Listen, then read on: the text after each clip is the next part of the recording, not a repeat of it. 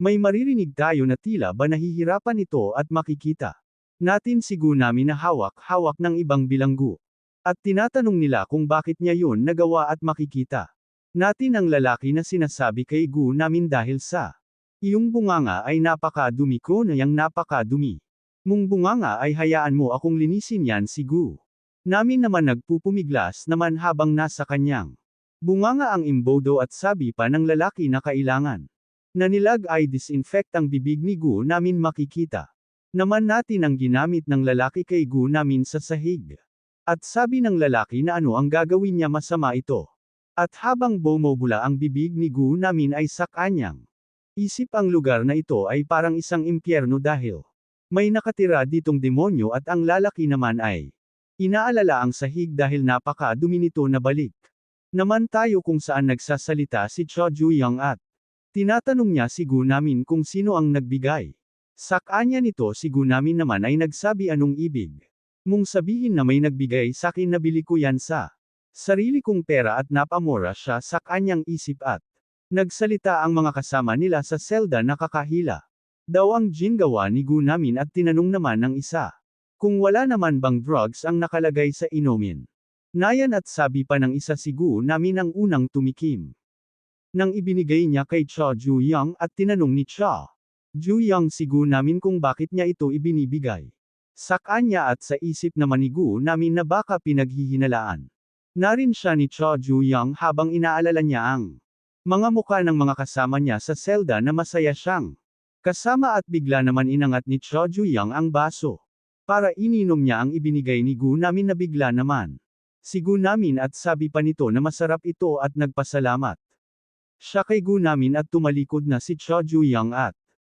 sinabi nito na kailangan na nilang maghanda para bukas sa paglilinis habang nagulat parent si Gu namin sa isip niya kung iinoman yon ni Cho Ju-young ay juice ang ilalagay hindi lang tubig na may kulay habang inaaalala niya ang mga sinabi ni Cho Ju-young napamura na lang siya sa kanyang isip at selda naman nila ay makikita natin ang isang kamay ng isang tao na ginuguhit ang larawan ng isang dragon at makikita natin si Cho Ju-young pala ang gumuguhit nito at tinatanong naman ni Gu namin kung ano ang cute na bagay ang ginuguhit niya. At sa isip niya ay isa itong magandang oportunidad para sa kanya at sinagot naman ito ni Cho Ju-young na ang kanyang ginuguhit ay isang dragon na kulay asul na may kulay pulang bulaklak sa ulo nito at sabi pa ni Cho Ju-young na bubugbugin niya ang lahat ng mga bastardong may tato ng katulad ng dragon na ito at sa isip naman ni Gu namin na kailangan niyang painoman ng drug si Cho Ju-young na walang sino man ang nakakahalata. Kailangan kong makahanap ng tamang oras at tinanong naman ni Cho Ju-young si Gu namin kung meron daw ba siyang kailangang sabihin sa kanya at nagsalita naman si Gu namin na nagkakaroon siya ng kuryusidad kung bakit siya pinagkakatiwalaan ni Cho Ju-young at sabi pa ni Gu namin na hindi niya kailangan pagkatiwalaan ang taong tulad niya dahil masasangkot lang siya sa mga gulo na patahimik naman si Cho Ju-young at nagsalita. Ito na pinagkakatiwalaan ni si Gu namin dahil napakatalino niya ang napakatalinong tulad mo ay hindi gagawa ng kasinungalingan para makalaban mo ako at tumayo na si Cho Ju-young at sinabi na isara na ang ilaw at sinabi niya kay Gu namin na kailangan niya naring matulog. Si Gu namin naman ay nagulat sa mga sinabi ni Cho Ju-young sa kanya habang tinitignan niya ang larawan na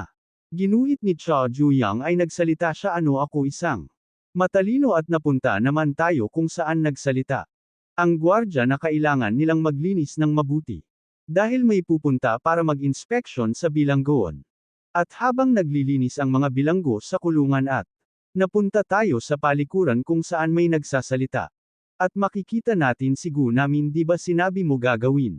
mo yun at pinangako mo sakin na papainoman mo yun. Sa kanya sabi ng lalaki ngunit bakit ngayon umaatres ka na at sa isip naman ni Gu namin na hindi niya dapat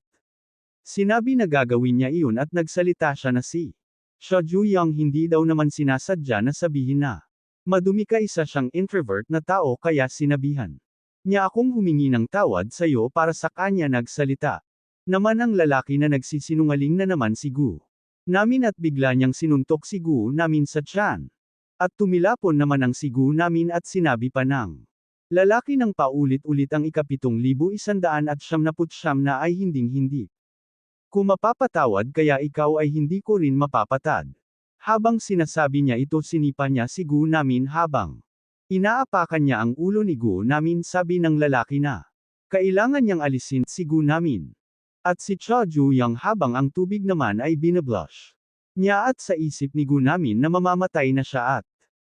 habang unti-unti nang umaangat ang tubig at nahihirapan na rin huminga si Gu Namin sa kanyang isip ay mamamatay. Na talaga siya reto at may bigla naman ng salita kung ano-anong ginagawa nila sa palikuran napaka-dumi reto. Nang marinig naman ito ng lalaki tila ba nagalit ito. At sinabi ni Cha Ju-yang ang lalaki ay napakadumi. Talaga tinawag naman ni Gu Namin si Cha Ju-yang kung bakit daw ba ito natagalan at napuntan naman tayo kung saan naglilinis si Cha Ju-yang at bigla naman lumapit si Gu Namin at sinabi nito na may kailangang siyang sabihin kay Cha Ju-yang. Tinanong naman ni Cha Ju-yang kung ano yun at sinabi ni Gu Namin na may nagbanta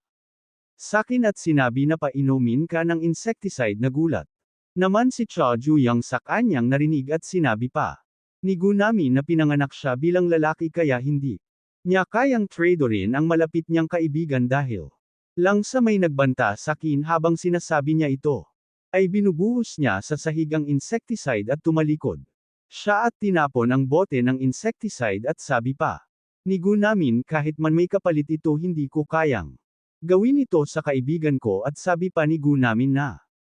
may nakalimutan siyang sabihin ang dragon na ginuhit niya na red flower dragon ay mukhang ang may tato nun ay ang lalaki na nagbabanta sakin. Nagulat naman si Cha Ju-yang nang marinig niya ito at sa isip ni Gu Namin na sinabi ni Cha Ju-yang na napakatalino ko napunta naman tayo kung saan sinasabi ni Cha Ju-yang ang kamay ko at tumingin naman ang lalaki dahil pinapyunas ni Cha Ju-yang ang kamay niya sa damit ng lalaki at sabi pa ni Cha Ju-yang ang pagiging matalino ay isa ring problema. Nagalit naman ang lalaki at sinasabi nito na may dumi na ang kanyang damit at sinabi pa nito napapatayin niya si Cha Ju-yang at habang nagsasalita ang lalaki ay hinawakan ni Cha Ju-yang ang damit ng lalaki para ibalibag sa sahig at sinabi pa ni Cha Ju-yang na napakaingay ng lalaki at nang tumama na nga sa sahig ang lalaki ng sobrang lakas at nang makita ni Cha Ju-yang ang tattoo nito mukhang ikaw nga talaga yun ang lalaking pinagbantaan si Gu Namin at binabalak patayin ako ang napaka-duming tattoo na yan napakaswerte ko dahil pwede kitang bugbugin hanggat gusto ko nang walang kumokonsensya sa akin.